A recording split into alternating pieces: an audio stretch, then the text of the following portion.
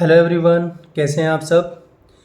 स्वागत है आपका नॉलेज अड्डा चैनल में। और हम पिछले लेक्चर में हमने बैंकिंग अवेयरनेस जून मंथ का पार्ट 1 किया था। ठीक है, जून मंथ का पार्ट 1 हमने कंप्लीट किया था। ठीक है, चैनल पे जाकर आप उसकी वीडियो देख सकते हैं। अब हम जून मंथ का करने जा रहे हैं पार्ट 2। ठीक है, जून मंथ का पार्ट 2 हम करने जा रहे हैं। अब जितने भी एग्ज़ाम होने वाले हैं, IBPS, SBI, RRB, उन सब के जो भी मेन एग्ज़ाम होंगे, उन सभी मेन एग्ज़ाम में बैंकिंग अवेयरनेस की ये वीडियोस आपके लिए बहुत ही हेल्पफुल होने वाली है। सो प्लीज़ पेशेंस के साथ इनको देखिए। और मैं अपनी हर वीडियो में बोलता हूँ, पेन कॉपी आप लेकर बैठिए, नोट करिए, अपने नोट्स बनाइए और उनको रिवाइज करिए। ठीक है, आप ज़्यादा से ज़्यादा मार्क्स गेन कर सकते हैं। ठीक है, तो चलिए शुरू करते हैं। देखिए, जो जून मंथ का पार्ट 2 है उसमें पहली न्यूज़ है, India rank second in share of central bank surplus transfer. यानी कि इंडिया का जो सेंट्रल बैंक है RBI, वो दुनिया का ऐसा दूसरा बैंक है जो सबसे ज़्यादा प्रॉफिट देता है भारत सरकार को। ठीक है, याद रखना है इंडिया के सेंट्रल बैंक की पोजीशन क्या है, दूसरी है। किस मामले में कि वो सबसे ज़्यादा सरप्लस या प्रॉफिट भारत सरकार को ट्रांसफर करता है। तो पहले नंबर पे कौन है? आंसर है टर्की। पहले नंबर पे है आंसर टर्की। चलिए अगले न्यूज़ पे चलते हैं। DBS bank world's best bank list in India. अगर हम इंडिया के सभी बैंकों की बात करें, like SBI, PNB, Indian Overseas bank, ठीक है, जितने भी भारत में बैंक हैं, इन सब बैंकों में, या फिर जितने भी प्राइवेट बैंक हैं, ICICI, एक्सिस, HDFC, इन सब बैंकों में DBS बैंक भारत का सबसे बेस्ट बैंक है। यानी कि ये भारत की बात हो रही है। ठीक है, भारत का पूरे वर्ल्ड में सबसे बेस्ट बैंक है DBS बैंक। याद रखना है आपको, DBS बैंक। और ये किस मैगजीन ने डाटा शो किया है? फोर्ब्स मैगजीन ने। ठीक है, फोर्ब्स बहुत ही इम्पोर्टेंट मैगजीन है। कई सारे डाटा ये एवरी ईयर शो करती है, जैसे वर्ल्ड रिचेस्ट मैन, ठीक है, वर्ल्ड स्ट्रॉन्ग फीमेल, ठीक है, इस तरह के ये डाटा शो करती है। तो यहाँ पर आपको याद रखना है इंडिया का सबसे बेस्ट बैंक कौन सा है? DBS bank. अब देखिए, न्यूज़ इंपॉर्टेंट है, बैंक से रिलेटेड है, तो आपसे पूछ सकता है कि DBS बैंक का हेडक्वार्टर कहाँ पर है। तो DBS बैंक भारत में काम करने वाला एक फॉरेन बैंक है, विदेशी बैंक है। तो इसका हेडक्वार्टर कहाँ पर है? सिंगापुर में है। इसका हेडक्वार्टर कहाँ पर है? सिंगापुर में, याद रखेंगे। Next, MK Jain, Mahesh Kumar Jain. महेश कुमार जैन को क्या कर दिया गया है? 2 साल का एक्सटेंशन दे दिया गया है as a RBI deputy governor. Next, Centrum and Bharat Pe. Bharat पे का नाम आपने सुना होगा।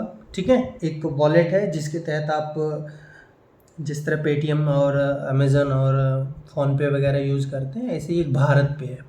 ठीक है, सेंट्रम एक फाइनेंस कंपनी है। तो सेंट्रम और भारत पे, ये दोनों मिलकर इन्होंने टेक ओवर कर लिया है किसको? Punjab Maharashtra cooperative bank. ये बैंक आपने सुना होगा, ये बैंक पीछे ड्यू टू फाइनेंशियल क्राइसिस बंद हो गया था, ये पंजाब महाराष्ट्र कोऑपरेटिव बैंक। ठीक है, तो सेंट्रम और भारत पे ने कौन से बैंक को टेक ओवर किया है? पंजाब महाराष्ट्र कोऑपरेटिव बैंक को। और अब इसको जब ये दोबारा ओपन करेंगे तो इसको ये दोबारा as a cooperative bank open नहीं करने वाले हैं, याद रखना है। ये इस बार ओपन होगा as a small finance bank.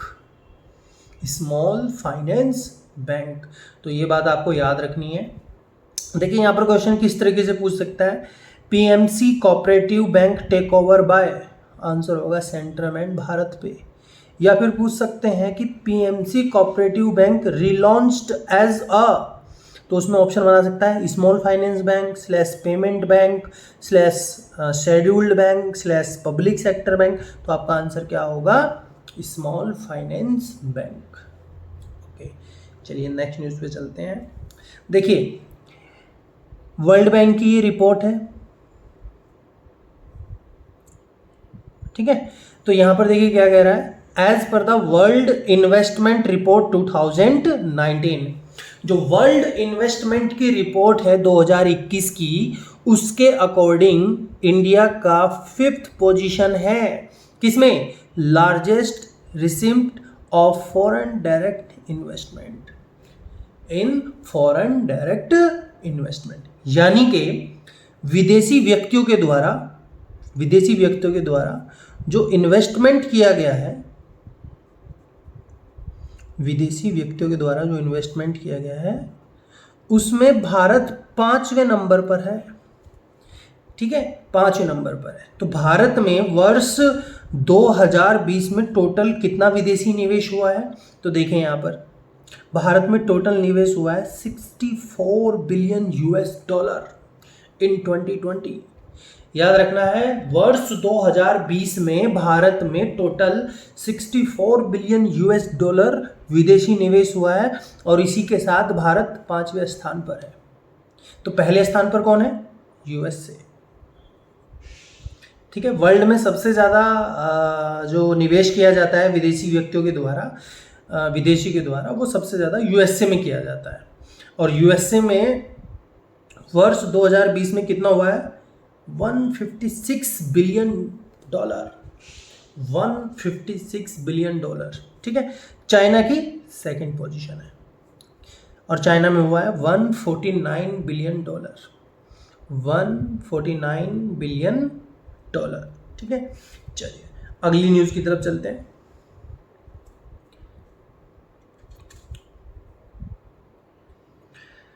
India rank 51 in terms of money parked in Swiss bank. आप लोगों ने बहुत सुना होगा स्विस बैंक हमारे प्रधानमंत्री जी भी कहते थे सत्ता में आएंगे स्विस बैंक से पैसा वापस लाएंगे, ठीक है। तो स्विस बैंक में जो पैसा जमा है, अब ऐसा नहीं कि सिर्फ इंडिया का ही वहाँ पर पैसा डिपॉजिट है, ठीक है, बहुत सारे देशों का पैसा वहाँ पर डिपॉजिट है। तो उस मनी की वैल्यू के अकॉर्डिंग इंडिया की जो रैंक है वो 51 है, यानी कि देशों के द्वारा वहां पर जो पैसा डिपॉजिट किया गया है उसमें इंडिया 51वें नंबर पर है, ठीक है। तो पहले नंबर पे है यूके, यूनाइटेड किंगडम। तो देखिए भ्रष्टाचार जो है वो सिर्फ भारत में ही नहीं है, दूसरे देशों में भारत से भी ज़्यादा है। इस रिपोर्ट से यहाँ पर ये पता चल रहा है यूके के लोगों ने सबसे ज़्यादा स्विस बैंक में पैसा रखा हुआ है। इंडिया की नंबर तो 51 पर है, ठीक है, इंडिया की नंबर यहाँ पर 51 पर है। चलिए अगली न्यूज़ की तरफ चलते हैं।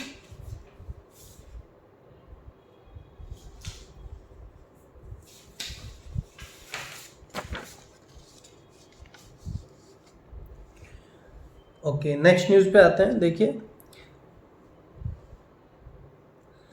आरबीआई ने कैंसिल कर दिया है शिवाजी राव भोसले सहकारी बैंक का लाइसेंस। याद रखना है, शिवाजी राव भोसले सहकारी बैंक का लाइसेंस आरबीआई के द्वारा कैंसिल कर दिया गया है। Next, NABARD has sanction ₹250 crore for drinking project in Orissa. NABARD के द्वारा उड़ीसा के लिए 254 करोड़ रुपए का अलॉटमेंट किया गया है for drinking project, next, India's agriculture export grow by 17.3% in 2020-21। India का जो एग्रीकल्चर एक्सपोर्ट है वो वर्ष 2020-21 में कितना बढ़ गया है? 17.34%। इट्स अ वेरी इंपॉर्टेंट, याद रखेंगे। Next, under the foreign exchange management act 1999, ठीक है, ये फॉरेन एक्सचेंज मैनेजमेंट एक्ट है और आरबीआई इसी के अंतर्गत काम करता है। तो foreign exchange management act 1999 RBI had fixed the limit for FPI. पहले हम एफपीआई को समझ लेते हैं। देखिए, foreign portfolio investment,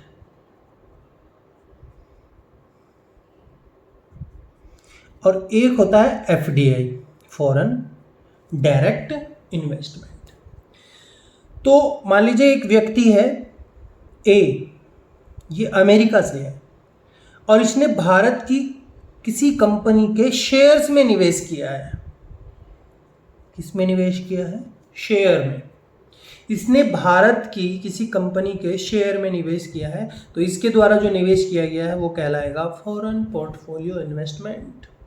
foreign portfolio investment. लेकिन अगर ए ने उस कंपनी के बॉन्ड्स में निवेश किया है, बॉन्ड्स में या डिबेंचर में निवेश किया है, ठीक है, तो ये कहलाएगा एफटीआई। क्लियर है आप सबको? अब आपको foreign portfolio investment and FDI में डिफरेंस पता चल गया है। अब हम न्यूज़ पढ़ते हैं। देखिए, under the foreign exchange management act 1999 RBI had fixed the limit for FPI. तो इसी एक्ट के अंतर्गत आरबीआई ने फॉरेन पोर्टफोलियो इन्वेस्टमेंट की जो लिमिट है उसको फिक्स की है।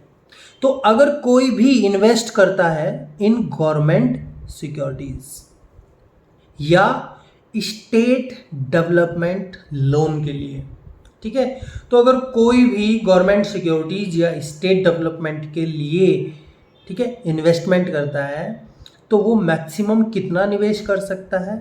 6% कर सकता है इन गवर्नमेंट सिक्योरिटीज एंड 2% कर सकता है इन स्टेट डेवलपमेंट लोन्स के लिए, ठीक है।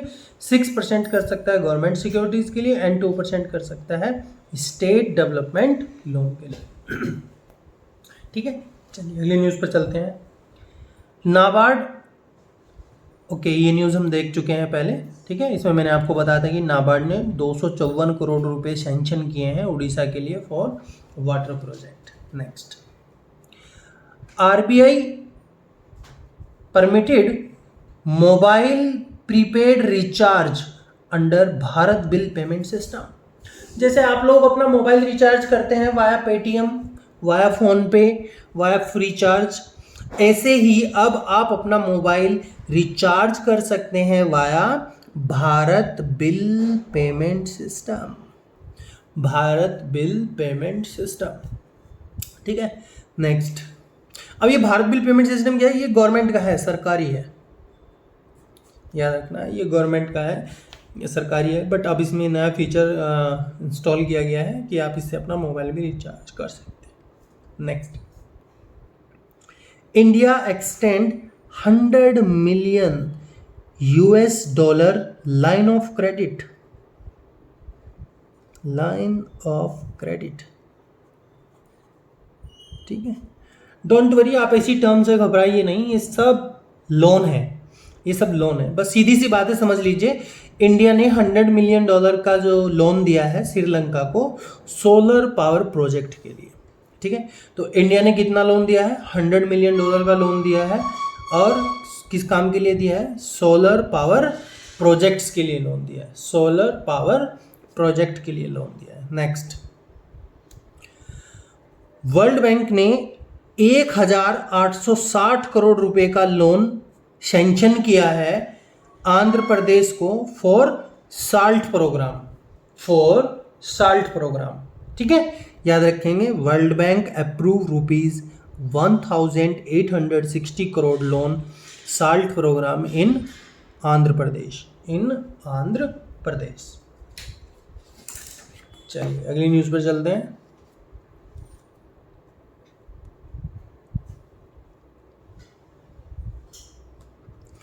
Finance ministry allow housing finance company, housing finance company जैसे like DHFL, PNB housing finance,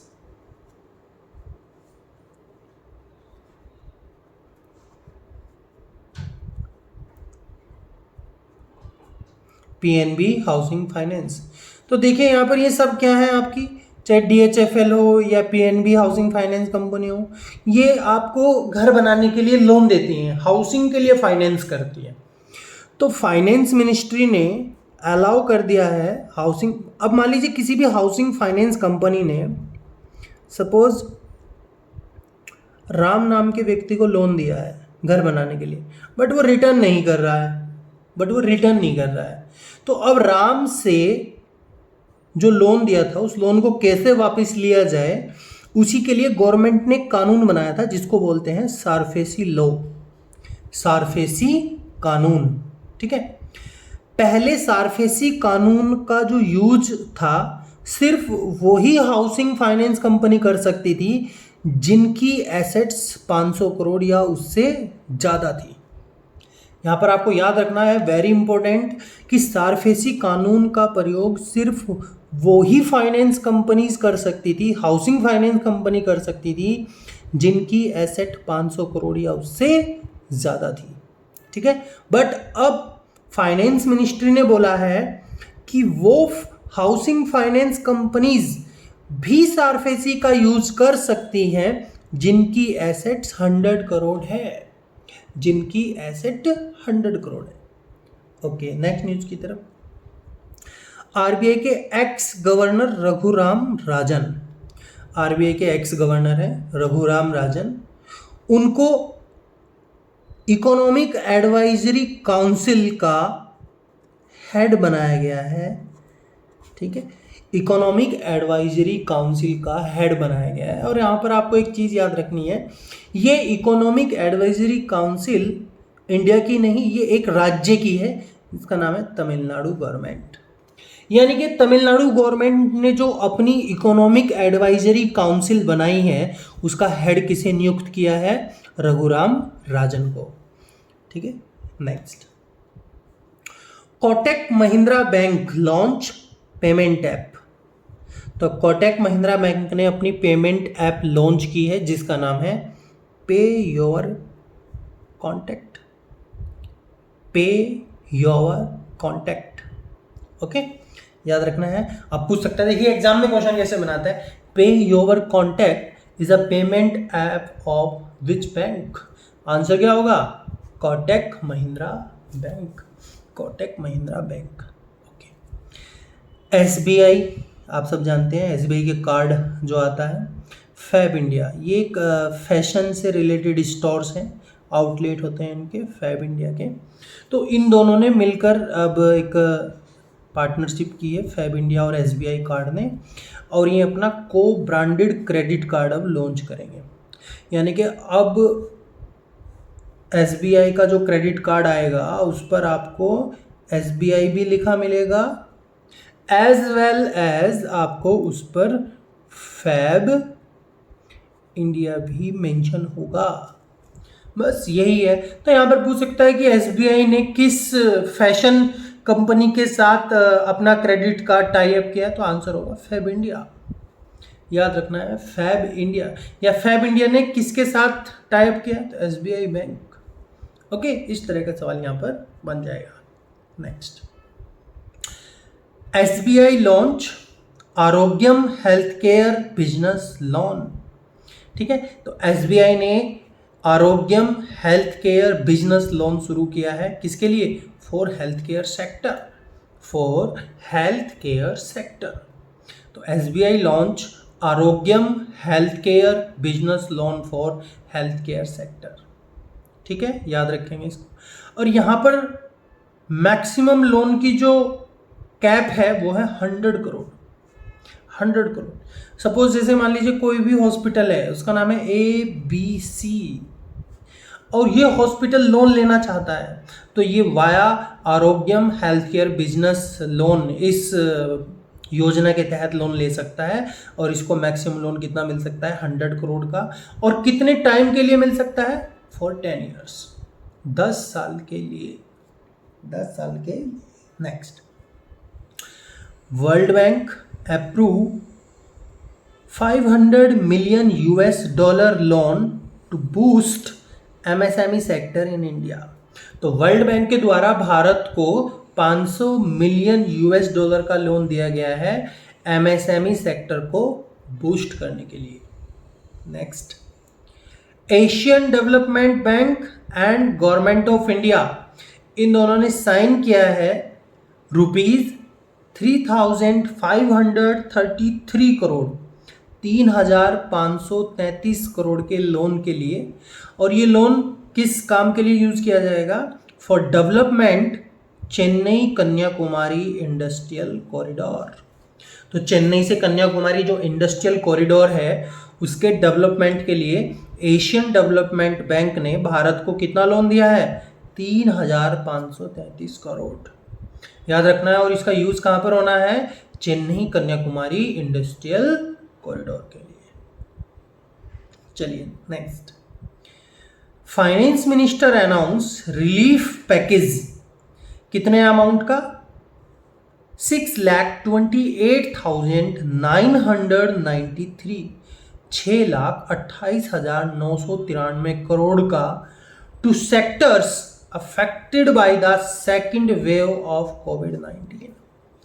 ऐसे सेक्टर जो कोविड की सेकेंड वेव की वजह से अफेक्ट हुए हैं, फाइनेंस मिनिस्टर के द्वारा ऐसे सेक्टर के लिए रिलीफ पैकेज अनाउंस किया गया है 6,28,993 करोड़ का। ठीक है, तो इससे पहले हमने जून मंथ का पार्ट 1 किया था। आज हमने ये जून मंथ का बैंकिंग अवेयरनेस का पार्ट 2 किया है। इसमें सारी न्यूज़ आपके related to bank and very important for you. So please patience के साथ देखिए, पूरी वीडियो देखिए, तभी आपको सारी न्यूज़ पता चलेंगी और एग्ज़ाम में आपके लिए बहुत हेल्पफुल रहेगा। ठीक है, एंड प्लीज़ वीडियो आपको अच्छा लगा है तो लाइक करिए, शेयर करिए, कमेंट करिए एंड सब्सक्राइब करिए। Thank you.